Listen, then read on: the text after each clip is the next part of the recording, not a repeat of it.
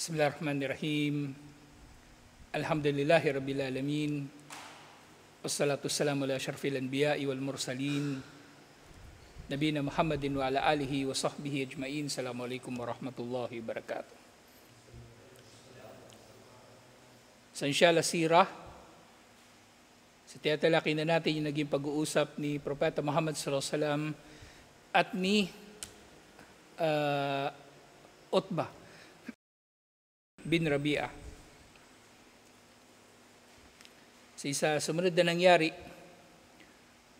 thumma mada Rasulullah sallallahu alaihi wasallam fiha yaqra'uha alayhi. Sinya binasa ni Propeta Muhammad sallallahu alaihi wasallam yung mga naunang bahagi ng suratu Fussilat. Alhamdulillah. Falamma sami'aha minhu Utbah ansatalahu. Nang nagsimula nang nagbasa si Propeta Muhammad sallallahu alaihi wasallam ng suratul Fussilat, nanahimik na si Utbah at nakinig nito. Walqa yadayhi khalfa dahrihi mu'tamidan alayhima. So habang nakikinig si Utbah, kumbaga yung dalawang kamay niya, inilagay niya sa kanyang likuran at doon na siya sumandal sa kanyang dalawang kamay. Yung katulad ng pag-upo na ipinagbawal ni Propeta Muhammad sallallahu alaihi wasallam na ganun umuupo si Satanas.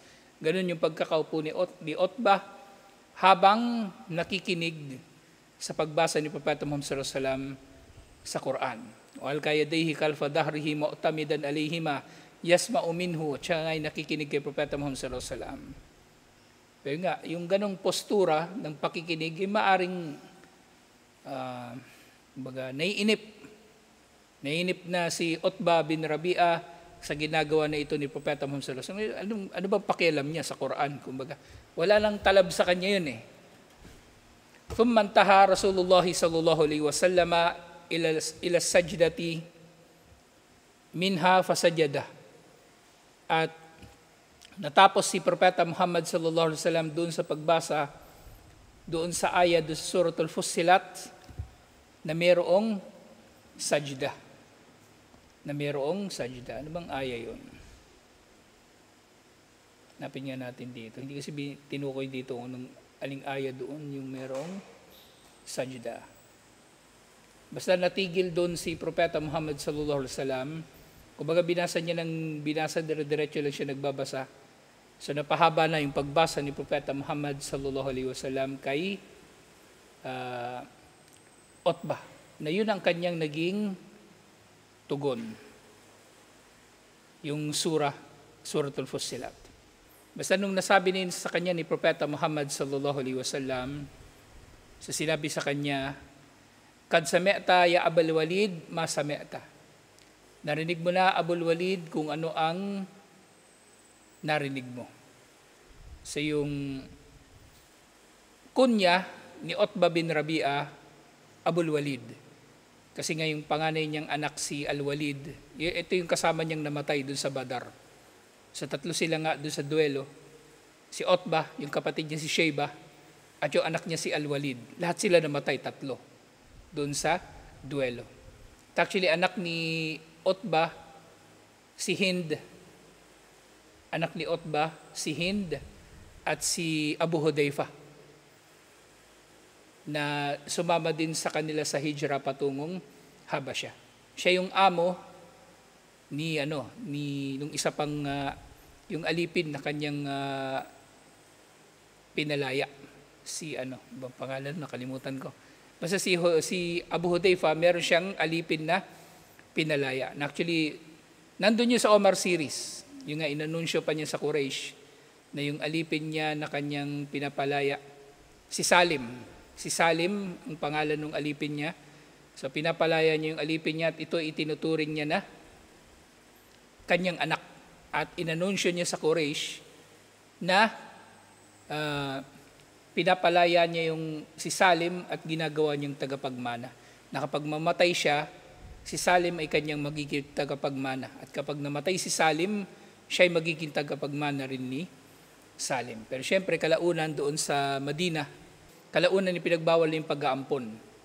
Kaya si Propeta Muhammad sallallahu alaihi wasallam, para patunayan na totally wala nang saysay yung pag-aampon, pinakasalan ni Propeta Muhammad sallallahu alaihi wasallam yung asawa ni Zaid bin Haritha na kanyang ampon, para patunayan na walang saysay ang pag-aampon. Kasi kung nagiging anak ng nag-ampon yung kanyang ampon, sa dapat mahram ni Propeta Muhammad sallallahu alaihi wasallam ang asawa ni Zaid bin Haritha. Pero napangasawa pa rin ni Propeta Muhammad sallallahu alaihi wasallam si Zainab, kung daw nagkakamali, na pangasawa niya yun, na dating asawa ni Zaid bin Haritha. So, ang pangalan ni Utba, ang kanyang kunya ay Abul Walid. At yun nga sinabi ni Propeta Muhammad sallallahu alaihi wasallam, fa'anta wadak. So sa mga narinig mo na ito, mamili ka, ito o ito. At yun nga, sa pagbabasa ni Propeta Muhammad sallallahu alaihi wasallam, umabot siya hanggang doon pala sa ika-38 na aya. So mahaba-haba yung binasa ni Propeta Muhammad sallallahu alaihi wasallam doon sa Suratul Fussilat. Alhamdulillah. So yun nga, since binanggit dito ni Propeta Muhammad sallallahu alaihi wasallam kay Utba, fa'anta wadak, bahala kang mamili, anong gusto mo, ito ba o yun. So meron siya pagpipilian. So dalawa lang yun, mananampalataya siya o hindi. At yun nga, inshallah, basahin natin yung mga natitira pang mga aya doon sa Suratul Fussilat. Kasi binasa niya hanggang doon sa ika-38. So nabasa na natin yung hanggang doon sa ika-5 na aya noong nakaraan na yung mga kuffar nga. At ganito rin ang naging ugali ni Utba nung kausap niya si Propeta Muhammad sallallahu alaihi wasallam. Dahil nga, waqalu qulubuna fi akinnatin mimma tad'una ilayhi. Ang aming mga puso ay meron ng takip laban sa ipinangaanyaya mo sa amin patungo rito. Wa fi adanina waqrun, at sa aming mga tainga ay narito na ang kabingihan. Wa min bainina wa bainika hijabun, at sa pagitan namin at pagitan mo ang hijab, ang harang. Fa'mal innana amilun. Gawin mo ang gusto mo dahil kami ay gagawa din ng gusto namin. Pero syempre, sa pagkatapos ng mga aya na ito na rin yung pinapasabi ni Allah kay Propeta Muhammad sallallahu alaihi wasallam. Actually, maaring ito mga aya na ito binasa ni Propeta Muhammad sallallahu alaihi wasallam habang ipinapahayag ito sa kanya, o nauna na itong ipinahayag sa kanya at binasa niya na lang ito kay Utba. Sumunod na aya, Kul innama ana basyarum mithlukum. Sabi ni Propeta Muhammad sallallahu alaihi wasallam sa binabasa niya mula Suratul Fussilat, number 6 na aya na ito. Ako ay tao lamang na katulad ninyo. Yuha ilayya annama ilahukum ilahu wahid. Ipinapahayag sa akin na ang Panginoon ninyo, na ang Diyos ninyo ay Diyos na nag-iisa. Fastaqimu ilay. Kaya maging matuwid kayo alang-alang sa Kanya. Ibig sabihin, sundin ninyo yung matuwid na landas. Magpakatuwid kayo na unang-unang pagpapakamatuwid, syempre pagpapakamatuwid sa tauhid. Wastagfiruhu, at humingi kayo ng tawad sa Kanya. Wawailul lil musyrikin, kasawian sa mga nagtatambal kay Allah. Syempre sa mga ayon na ito, syempre kumbaga hinahamak na muli ni Propeta Muhammad sallallahu alaihi wasallam yung kanilang mga sinasamba ng mga Diyos-Diyosan. Sa baring sa ganitong kalagayan na naiinip na si Utba at naupo na siya ng ganung pagkakaupo dahil tinatamad na siya. Pero pinagbibigyan niya lang si Propeta Muhammad sallallahu alaihi wasallam kasi meron siyang kailangan kay Propeta Muhammad sallallahu alaihi wasallam. Alladhina la ya'tuna az-zakata wa hum bil akhirati hum kafirun. Kasawian sa inyo ng mga hindi mananampalataya, kayong hindi nagbabayad ng zaka. At sa kabilang buhay, kayo ay tumatanggi. Hindi naman talaga sila naniniwala. Yung Quraysh, hindi talaga sila naniniwala na mayroong paraiso, mayroong impyerno. Yun sila, katulad lamang din ng mga tao ngayon. Maaring sinasabi natin katoliko sila, pero hindi sila ganap at kumpletong naniniwala na totoong may kabilang buhay o mayroong paraiso o impyerno. Malabo sa kanila yun. Malabo sa kanila. Innal ladhina amanu wa amilus solihati lahum ajru ghairu mamnun. Tunay na mga nanampalataya at gumawa ng mabuti ay para sa kanila ang gantimpala. Lahum ajrun ghairu mamnun, para sa kanilang gantimpala na hindi magwawakas. Kumbaga, patuloy na papakinabangan nila. Sa dito, kumbaga, parehong nagbabanggit si Allah ng targhib at tarhib. Targhib, paghihimok sa mga tao na manampalataya, kaya binabanggit dito yung mga gantimpala. At babala sa kawalang pananampalataya, kaya binabanggit dito yung parusa. Kaya binabanggit dito yung parusa. Kul a'innakum latakfuruna billadhi khalaqal arda fi yawmayni. Sabihin Muhammad sallallahu alaihi wasallam,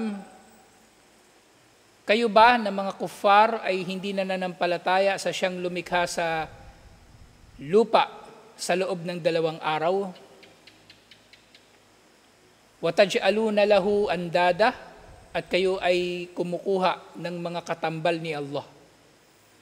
Dalika Rabbul Alamin. Samantalang yaon si Allah na Panginoon ng mga nilikha. Bakit niyo siya pinagtatambalan? Waja'ala fiha rawasiya min fawqiha wa baraka fiha wa qaddara fiha aqwataha fi 4 ayamin sawaan lisailin. So, habang nililikha ni Allah yung sansinukob, sa 2 araw nilikha niya yung kalangitan at lupa, katulad yung nababanggit doon sa naunang aya. Yung lupa lang pala. Nilikha ni Allah ang lupa sa loob ng 2 araw. At sa natitirang 4 na araw, kumbaga yung 4 na araw pa na sumunod, nagdulot si Allah dito na magkaroon dito ng mga kabundukan. At ginawa niyang mabiyaya ang mga kabundukan na ito, at siya ay nagtakda ng mga biyaya na darating sa mga nananahan dito sa lupa, at lahat ng ito ginawa niya sa loob ng 4 na araw. Sawaan lisailin. At ito ay 4 na araw na pantay-pantay ang haba nito para sa mga gustong magtanong, para sa mga nagtatanong kung anong 4 na araw na ito. At sa 7 araw, thumma stawa ilas samai wa hiya dukhanun. At pagkatapos ito si Allah ay naluklok sa langit, at ito noon ay usok pa lamang. Faqala laha walil ardi tina tau'an aw karahan. Tau'an aw karhan. At pagkatapos ay sinabi niya dito sa langit at sa lupa, pumunta kayo sa akin ng may pagsunod o napipilitan lang. Kumbaga, ang gusto niya sabihin, gustuhin man ninyo o hindi, lumapit kayo sa akin. Gustuhin man ninyo o hindi, lumapit kayo sa akin. Qalata atayna ta'iin. Sabi ng langit at lupa, lalapit kami sa iyo ng mga sumusunod. So nga, dito may kita natin yung konsepto ng ibadatul kauniyah. Nang lahat ng mga nilikha ni Allah ay natural na sumusunod kay Allah. At ito na nga yung ginagawang dalil ng mga nagsasabi na ang buwan daw, ang araw ay Muslim. Mag-Muslim ka na kasi ang araw at buwan ay Muslim. Meron namang dahilan. Ito na nga, yung ibadatul kauniyah, na sila ay wala talaga silang, kumbaga, pagpipilian kundi ang sumunod kay Allah. Kauni. Whereas yung ibadatul syar'iyah, ito yung pagsamba sa pamamaraan ng mga isinabatas ni Allah na gawaing pagsamba, na mayroong pagpipilian ang tao kung susundin ba niya o hindi. Sa bandang huli, yung pagiging Muslim ng tao, actually, syar'i. Hindi katulad ng buwan at ng araw, at dito yung langit at lupa, kauni. So hindi pwede magkakaroon ng analogy sa pagiging Muslim ng araw at ng buwan sa pagiging Muslim ng tao. Actually, maling yun, hindi yun pwedeng ipapangaral sa tao. Sabihin natin, mag-Muslim kayo kasi ang araw yung buwan ay Muslim. Hindi sila related. Hindi sila related. Minsan yung wala nang masabi. Basta mapilit niya lang yung tao na magsyahada. Kung ano na lang yung sasabihin niya. At yun nga, fakadahun na sab'a samawatin fi yawmayni. na si Allah nga sa kanyang pagkakalikha, sa kanyang paglikha, binuo niya ang 7 kalangitan sa loob ng 2 araw, wa auha fi kulli samain amraha, at iniutos niya sa bawat baitang ng kalangitan na ito ang mga utos niya. Wa zayyanna as-samaa ad-dunya bimasabiha wa hifda, at pinaganda daw ni Allah ang langit ng dunya, ibig sabihin yung pinakamababang level ng langit na natatanaw natin dito sa mundo. Pinaganda ito ni Allah sa pamagitan ng mga ilaw na ang mga ito ay protection din. Protection para doon sa langit.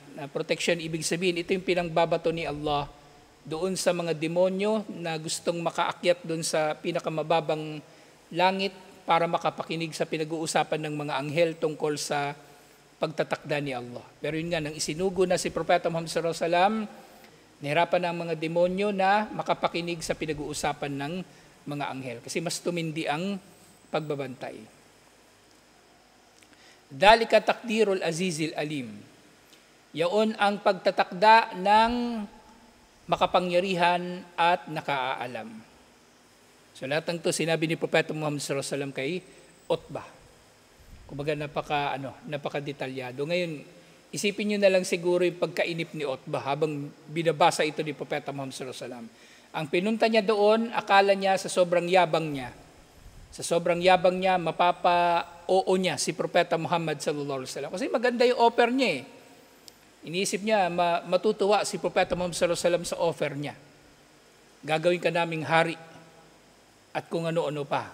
Pero yun nga, katulad tinatalakay natin doon sa Imanu bir Rusul, priceless ang da'wa. Hindi ito matutumbasan ng anumang iaalok sa atin ng mga tao. Sasabihin ng mga tao, itong pera, kunin mo to, huwag ka na magda'wa. Hindi natin to pwedeng ipagpapalit doon. Huwag natin tutularan yung iba na tinarikuran nila yung da'wa porke naging negosyante, porke naging empleyado, porke naging politiko, tinalikuran nila yung da'wa. Hindi mapapantayan ng anumang pera ng tao ang pinagsusumikapan natin sa pangangaral. Okay? Kasi yung iba kung ano na yung pinagkakaabalahan nila. Kung ano na yung pinagkakabalahan nila. Maaaring halal, pag-aaral o ano paman, pero hindi dapat, hindi marapat na yung tao ay malilin lang palayo sa da'wa. Fa'in na'aradu faqul andartukum sa'ikatam mitla sa'ikati adiw wa thamud. Nga, sabi ni Allah kay Propeta Muhammad sallallahu alaihi wasallam, sa lahat ng sinabi mo na iyon, na inanyayahan mo sila tungo sa pananampalataya, kung sila itatanggi, sabihin mo, nagbabala na ako sa inyo, na maaring darating sa inyo ang sa'ika, isang pagsabog, kumbaga isang uri ng parusa, na dumating sa Ad at Thamud. Kumbaga yung Ad at Thamud, pareho sila ng anyo ng parusa na dumating sa kanila mula kay Allah. Etong sa'ika na tinatawag. Parang isang matinding sigaw, isang matinding pagsabog, na namatay sila, pero yung mga bahay nila buo pa. Yung mga bahay nila, buo pa. Hindi nawasak yung kanilang mga bahay. So si Hud ang pinadala doon sa Ad. At si Saleh ang pinadala sa Thamud, di ba? Pero pareho sila na sa paraan ng pagkakawasak sa kanila. Nakikita natin yung kanilang mga bahay buo pa. Halimbawa, doon sa Madain Saleh sa Saudi Arabia, at doon sa sinasabi rin nila na may kinalaman din dito yung mga bahay na inukit sa mga bundok na bato doon sa Jordan. So nakikita natin buo yung kanilang mga bahay pero walang tao. Namatay sila doon sa loob ng kanilang mga bahay nang hindi naaapektuhan yung kanilang paligid. So kayang-kayang gawin yun ni Allah. Pero yung tao, hindi nila nagagawa yun yung mapatay yung tao sa loob nang hindi winawasak yung bahay o namang structure sa paligid ng tao na yun na papatayin nila. May nakaisip noon dinidisenyo nila yung isang uri ng bomba. Ang tawag nila neutron bomb. Pero hindi talaga nila yung na-develop. Ang layunin ng neutron bomb, pag sumabog yun, ang maapektuhan lang niya yung mga organic na mga bagay, merong carbon. Isipin mamamatay yung mga tao, hayop o anuman. Pero hindi masisira yung mga building. Pero hindi nila talaga yung natapos na ma-develop. Si Allah lang ang merong ganong kakayanan na kaya niyang mapatay yung mga tao nang hindi mawawasak yung kanilang tahanan. Pero siyempre may iba pang paraan si Allah ng pagwasak, di ba? Katulad dun sa Sodom at Gomorrah, yung iniangat sila at binaligtad, at yung sinaparaon, pinatay sila ni Allah sa pamagitan ng pagkalunod. At iba't iba pang paraan ng pagpaparusa sa kanila. Pero yung Ad at Thamud, yun ang dumating sa kanila, yung Saika. إِذْ جَاءَتْهُمُ الرُّسُلُ مِنْ بَيْنِ أَيْدِيهِمْ وَمِنْ خَلْفِهِمْ أَلَّا تَعْبُدُوا إِلَّا اللَّهِ. Tingnan, dumating sa kanila ang mga sugo na para sa kanila. Na dumating yung mga nauna, dumating yung mga sumunod na mga sugo, na nagsasabi pare-pareho, wala kayong marapat na sambahin liban kay Allah. Huwag kayong sasamba sa sino man o anuman liban na lamang kay Allah. Qalu law sya'a rabbuna la'anzala malaikatan fa inna bima ursiltum bihi kafirun. Pero nga nangangatwiran yung kuffar. Kung gugustuhin ng Panginoon, ba't hindi na lang siya nagpadala sana ng mga anghel? Ba't hindi na lang anghel yung pinadala niya? Bakit tao pa? Tao na lang sana ipinadala niya kasi kami ay hindi naniniwala sa kung anumang daladala ninyo. Yun ang sinabi ng mga tao ng Ad at Thamud sa kanilang mga propeta. Fa'amma adun fastakbaru fil ardi bighairil haqq. Ang Ad, sabi ni Propeta Muhammad sallallahu alaihi wasallam sa binabasa niya sa ayat, di ba? Ang Ad ay nagmalaki sa lupa nang wala naman silang karapatan dito. At dito, ilalagay natin ito uli sa konteksto. Ang Ad at Thamud, ang ipinangangaral ni Propeta Muhammad sallallahu alaihi wasallam kay Utbah, kasi itong Ad at Thamud, actually kilala ng Quraysh. Laman ng kwentong bayan ng Quraysh, itong Ad, itong Thamud, yung Madian, at yung iba pang mga bayan na dito ipinadala yung mga propetang Arabo. Yung Ashabul Aika, na di ba na pag-aralan na natin, 4 lang ang propeta na Arabo. Si Propeta Muhammad sallallahu alaihi wasallam, si Saleh, si Shu'aib, at si Hud. Sila lang, 4. Kasi ang lahat ng mga propeta, liban pa sa kanila, ay nanggaling na sa angkan ni Ibrahim alayhis salam. At si Ibrahim alayhis salam, hindi siya Arabo. Kaya mali na sasabihin ng sino man na lahat ng propeta Arabo. Nandun sila sa Middle East, pero hindi sila lahat Arabo. Hindi sila lahat Arabo. Fa'amma adun, fastakbaru fil ardi bighairil haqq. Ang Ad ay nagmalaki sa lupa na wala naman silang karapatan dito. Wa qalu man ashaddu minna quwwa. Pinagmamalaki nila, sino bang mas malakas kaysa sa amin? Awalam yaraw anna Allah alladhi khalaqahum huwa ashaddu minhum quwwa. Hindi ba nila nakikita na si Allah na lumikha sa kanila ay mas matindi sa kanila sa lakas? Wa kanu bi ayatina yajhadun. At sila ang Ad sa aming mga tanda ay tumatanggi.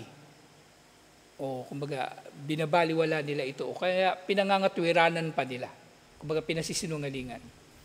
Fa'arsalna alayhim rihan sarsaran fi ayamin nahisat. Kaya nagpadala kami sa kanila ng hangin na sarsaran, na masamang hangin. Kumbaga na ang dulot nito ay pinsala lang sa mga araw na nahisat. Kumbaga mga araw na mahirap. Linudikahum adabal khizyi fil hayatid dunya. Upang ipatikim namin sa kanila ang kahihiyan sa buhay dito sa mundo. Ang yayabang Sabi nila, sino ba yung mas malakas kaysa sa amin? O yan, pinadalhan sila ni Allah ng hangin na mas malakas pa kaysa sa kanila. Pinadalhan sila ni Allah ng hangin na mas malakas pa kaysa sa kanila. Maaring ang tinatawanan lang nila to sa umpisa Iniisip nila, hangin lang yan. Yung bahay nila, bato. Iniisip nila, anong magagawa ng hangin sa bahay namin na bato? So yun, doon sila pinatay ni Allah sa pamagitan ng hangin na yun. At yun nga, bandang huli nagkaroon ng saika. So nagkaroon ng pagsabog at namatay silang lahat sa kanilang mga tahanan. Walang natira sa kanila kahit isa. Wala adab al-akhirati akhza. So matindi ang kahihiyan na matatanggap nila sa parusa ni Allah sa kanila dito sa dunya, pero ang parusa sa kabilang buhay ay mas nakakahiya. Mas nakakahiya. Ngayon, ilagay uli natin ito sa konteksto. Ito mga sinasabi ko, ito yung mga nare-realize ko nung pinagmumuni-munihan ko yung mga nababasa ko sa Quran. So ganun din kayo magbasa ng Quran, inshallah. Ang naisip ko, hindi ito tafsir kumbaga. Kumbaga ito yung na pagtatanto ko sa mga pagbabasa ko ng Quran. So binabanggit dito kahihiyan. So ibig sabihin, yun nga, palagi ko sinasabi sa inyo, sa kabilang buhay, ang parusa ni Allah dun sa impyerno, hindi lang physical. Yung balat na nasusunog, hindi lang yun. Pati sakit sa damdamin, yun ay matindi rin na dadanasin ng mga tao sa impyerno. Sakit sa damdamin na dulot ng pagsisisi, sakit sa damdamin na dulot ng kahihiyan nila sa kanilang mga ginawa. Na sobrang yabang nila dito sa mundo, pagdating sa kabilang buhay, wala naman pala silang binatbat. Wala naman pala silang ibubuga laban sa kapangyarihan ni Allah. Wala, pare-pareho lang silang magmumukhang tanga doon sa kabilang buhay. Dito pa nga lang sa mundo, pinahiya na sila ni Allah. Ang yabang nyo, ha? O yan, hangin. Patay kayo lahat sa hangin. Wahum layon sarun. At doon sa impyerno, pag pinaparusahan na sila doon, hindi sila tutulungan. Hindi sila tutulungan ninuman. Walang makakatulong sa kanila na kahit sino.